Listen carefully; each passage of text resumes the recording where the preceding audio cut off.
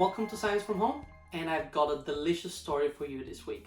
Researchers at the University of Birmingham have estimated that we could use in the future gravitational waves to work out what neutron stars are like inside, because neutron stars, before they collide, they leave an imprint of their internal properties on the gravitational waves themselves. And this is fantastic because we don't know exactly what neutron stars are like inside. So neutron stars are the end product, well, one of the end products of supernovae.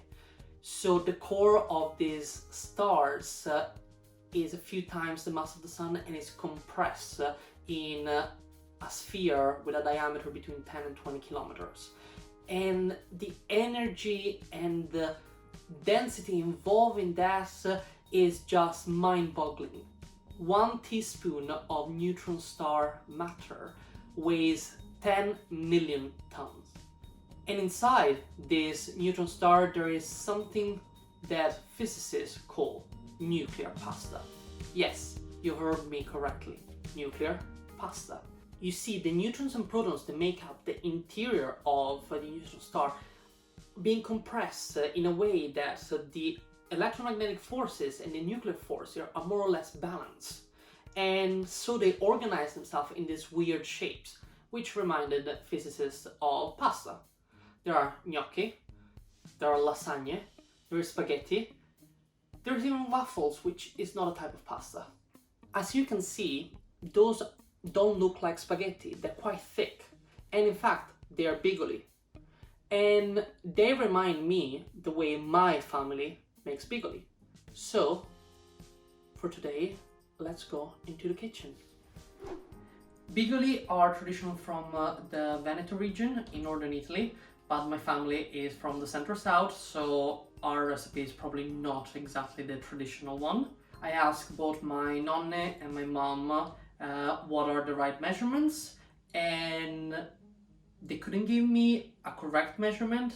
They were all quite different and just told me that, ooh, you'll see if you're doing it wrong. So in the erroneous belief that I have some sort of genetic memory in pasta making, I'm going with 55 grams of flour for 45 grams of water. And I'm gonna be making 220 to 180. So get your plain flour, sift it, I have pre-sifted, and just pour in water, and you can just mix it. You can do it with your hands, you can do it with a spatula, and I'm gonna start with a spatula before getting my hands dirty.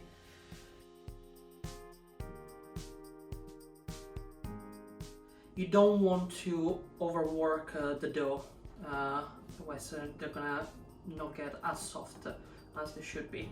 Again, in my family tradition, when it's too overworked Alfredo, you'll know when it's right. At least that's what my family continues to tell me. So, how do you actually make the bigoli? You grab a little bit of dough and you start by rolling it in your hands.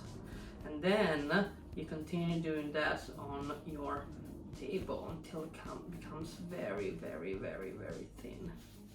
You can cook them by putting them in boiling water for a few minutes until they rise up. And you can serve them with a nice tomato-based sauce. Don't forget to throw them in the sauce still on the hob to get them to really stick to it. Buon appetito, and keep wondering and wondering about the universe.